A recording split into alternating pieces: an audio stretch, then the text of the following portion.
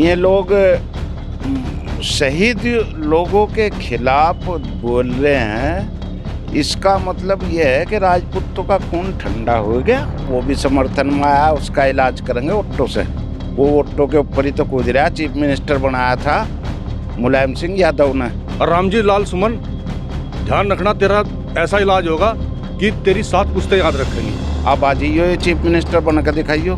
देखो, हमने भी इसकी इकरा हसन को जिता दिया था। कोई भी हिंदुस्तान का जो मुसलमान है वो हमेशा राणा सांगा को महान बताएगा। 3 सीट हरवा दी थी हमने बीजेपी की, क्योंकि बीजेपी भी राजपूतों की गाली दे रही थी। अभी तक तो औरंगजेब को लेकर विवाद चल रहा था, लेकिन अब इस विवाद के साथ साथ राणा सांगा जी को लेकर भी एक जो बयान है वो सामने आया है। वो जो बयान जो दिया है वो समाजवादी पार्टी के जो सांसद हैं रामजी लाल, उनकी तरफ से दिया गया है। और जो क्षत्रिय समाज है उनमें उस बयान के खिलाफ काफ़ी रोष जो है वो देखने को मिल रहा है। सहारनपुर के क्षत्रिय समाज के जो जिम्मेदार लोग हैं वो हमारे साथ हैं, उनसे यहाँ पर बात कर लेते हैं। पुंडरीक साहब, ये बताइए कि जिस तरह से बयान दिया गया राणा सांगा जी को लेकर, कैसे देखते हैं आप उस बयान को? देखिए, ये छोटी मानसिकता के बेवकूफ़ और जाहिल लोग हैं। बड़ी सीधी सीधे शब्दों में मैं कह रहा हूँ, बिल्कुल जाहिल लोग हैं जिन्होंने ना इतिहास की जानकारी है ना कुछ। वो है केवल अपनी छोटी अपने आप को मशहूर करने के लिए इस तरीके की बकवास कर दो और आपको लोग जानते हैं। लेकिन वो ये नहीं जानते कि जिस महापुरुष के बारे में उन्होंने कहा है वो 1509 से लेकर 1527 तक लगातार शासक रहे और मेवाड़ से उन्होंने लड़ाई शुरू की थी और पश्चिमी उत्तर प्रदेश तक पूरा एक कर दिया था। 50 रियासतें इकट्ठी कर दी थी और आखिरी लड़ाई तो आज तक कोई लड़ाई नहीं हारे पूरे इतिहास में, और ऐसा योद्धा है ही नहीं। और उन्होंने एक शब्द कहा था कि उन्होंने बाबर को लोधी के लिए खिलाफ लाया था। आपको मैं जानकारी बता दूं कि पानीपत की लड़ाई में बाबर की और लोधी की लड़ाई हुई थी और राणा सांगा इसलिए तैयार बैठे थे कि इन दोनों में से कट के जो बचेगा उसे मैं काटूंगा।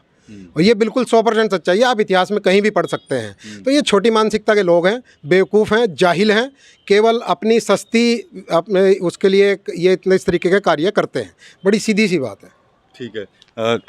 अरुण राणा जी, आप कैसे देखते हैं बयान को? पहले तो औरंगजेब को लेकर विवाद चल रहा था, लेकिन उस विवाद के बाद अब राणा सांगा जी को भी बीच में ले आए हैं लोग। भाई देखो, ये तो आपको नज़र आ ही रहा, जो ये लोकतंत्र की सबसे बड़ी संस्था है उसमें इस तरह का देश में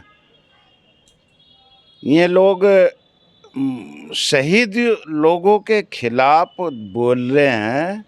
इसका मतलब ये है कि राजपूतों का खून ठंडा हो गया।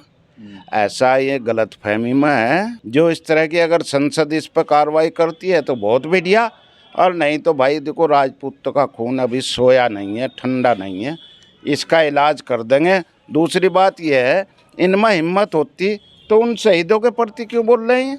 जो आमने सामने का है, आमने सामने बोल लो ना। जितना ये जोर से दहाड़ रहा था, तो इसका तो संसद में उन्हीं क्षत्रियों को जो सांसद बने बैठे, वहीं इसकी अलग में हाथ दे के जुबान खींच लेनी थी, जो होता देखी जाती। तो इस तरह का जो ये इनके जो अध्यक्ष अखिलेश यादव, उनको क्या कुछ कार्रवाई करनी चाहिए इनके खिलाफ? वो तो कहीं ना कहीं बयान के समर्थन में भी आए हैं। हाँ, वो भी समर्थन में आया, उसका इलाज करेंगे ऑटो से। वो ऑटो के ऊपर ही तो कूद रहा। चीफ मिनिस्टर बनाया था मुलायम सिंह यादव ने, यूँ जनता की ओर से चीफ मिनिस्टर नहीं बनाया था। अब आ जाइयो, ये चीफ मिनिस्टर बनकर दिखाइयो। देखो, हमने भी इसकी इकरा हसन को जिता दिया था, तो अब आगे जिता के दिखा दियो ना इकरा हसन को या इसे और को।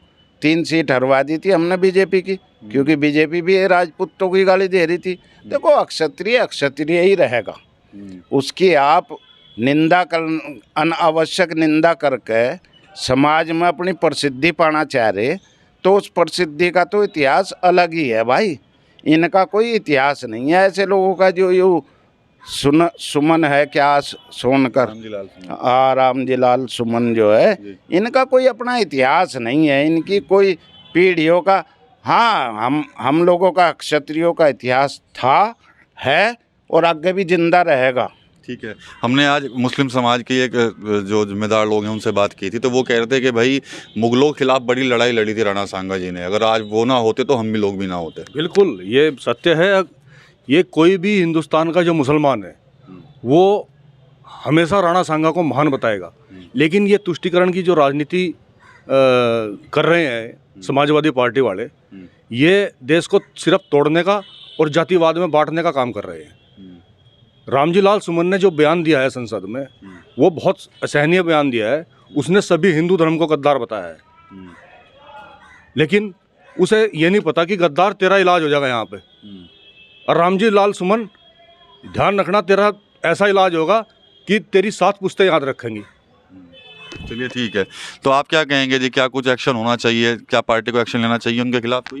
देखो, जिस पार्टी में वो हैं, मुख्यमंत्री, पूर्व मुख्यमंत्री अखिलेश यादव, जो कि उनके खिलाफ कार्रवाई करनी चाहिए।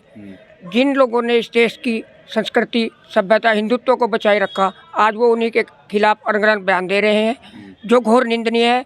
और मैं माननीय प्रधानमंत्री जी से आग्रह करूंगा कि वो इनके खिलाफ कार्रवाई कर इनको एमपी से निष्कासित किया जाए। ठीक है, आप किस तरह की कार्रवाई चाहते हैं? ओछी राजनीति के चलते ये बयानबाजी की गई है, क्षेत्रीय समाज को बदनाम किया गया है। इतिहास की जानकारी ना होते हुए भी इस प्रकार की बयानबाजी राजनीतिकरण है। सपा अध्यक्ष को चाहिए कि इसके खिलाफ भरपूर कार्रवाई हो।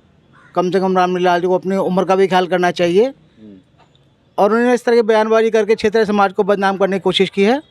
इनका जवाब उनको तुरंत दिया जाएगा। ठीक है, तो जो बयान था रामजी लाल का, तो अब ये तो कह रहे हैं कार्रवाई हो उनके खिलाफ, तो आप किस तरह की मांग करते हैं? हम ये मांग करते हैं कि क्या नाम, जो महाराणा प्रताप महाराणा सांगा थे, वो एक भगवान तो थे नहीं, पर भगवान से भी बढ़ के थे हमारे लिए। और जो आज मंदिर में भगवान है ना, तो आज उनकी देन है, जो आज खुली हवा में सांस ले रहे सारे नेता, राजनेता, जो भी सारे धर्म के लोग, सब उनकी देन है क्या नाम। और उनके लिए उनके साथ सख्त से सख्त कार्रवाई हो, और क्या नाम। ठीक है, सख्त कार्रवाई की मांग कर रहे हैं। ये बताइए पुनीर साहब कि यहाँ पर लोग कार्रवाई की मांग कर रहे हैं, लेकिन इन बयानों को, पहले तो औरंगजेब का विवाद हुआ, फिर उसके बाद ये बयान दिया गया, इसके पीछे क्या कुछ पॉलिटिक्स हो सकती है? देखो, सीधी सी पॉलिटिक्स है कि ये एक वोट की राजनीति है। औरंगजेब को, इनको, बाबर को, उसका क्या मतलब है? ये आक्रांता थे, बाहर से आए थे, हमारे यहाँ आए, लूट के चले गए। क्या मतलब है इसका? क्या खामखा की बकवासबाजी है? केवल 100% बकवासबाजी है, कुछ नहीं है, इसका कोई मतलब नहीं है। क्या ये लोग इतिहास नहीं पढ़ते? वो तो बतावा, मैं लंदन से पढ़ के आया, क्या उसे इतिहास नहीं पता? इतिहास नहीं पढ़ता वो? मेरे हिसाब से तो अंगूठा टेक है, क्या लंदन में पढ़ के आया वो? बिल्कुल अंगूठा टेक है यदि वो अपनी पार्टी के अपने सांसदों को इसी तरीके की बलगला रहा है। और मैं तो आह्वान करता हूँ आपके चैनल से, जिला राजपूत, 8 मई को हमने यहाँ से शुरुआत की थी। यदि भाजपा, हमको पार्टी से कोई मतलब नहीं है, भाजपा ने अगर हमारा तिरस्कार किया तो यहाँ से गाजियाबाद तक सुपड़ा साफ कर दिया था। और दोबारा आह्वान करता हूँ अपने युवाओं का, आएँ, और इस बार समाजवादी पार्टी को जो 34-35 MP लेकर कूद रहा है, वो हमारी मेहरबानी है। और अगर हमें आंखें दिखाएगा तो 0 पे लाख खड़ा कर देंगे। और इस बार उसी तैयारी में है, आ जा 27 में, आ जा 29 में, आ जा दोबारा फिर। तो बड़ी चेतावनी दे रहे हैं समाजवादी पार्टी को, साफ तौर पर कह रहे हैं कि जब 24 के चुनाव हुए थे तब सुपड़ा साफ किया था भाजपा का, और अब अगर गलतफहमी है समाजवादी पार्टी को तो उनके खिलाफ भी इस तरह का माहौल जो है वो बना दिया जाएगा। तो कहीं ना कहीं क्षत्रिय समाज के जो लोग हैं, रामजी लाल जी का जो बयान आया था उसको लेकर काफ़ी गुस्से में है। साफ तौर पर कार्रवाई की मांग जो है उनकी तरफ से की जा रही है। TV9 यूपी के लिए सहारनपुर से विकास कपिल।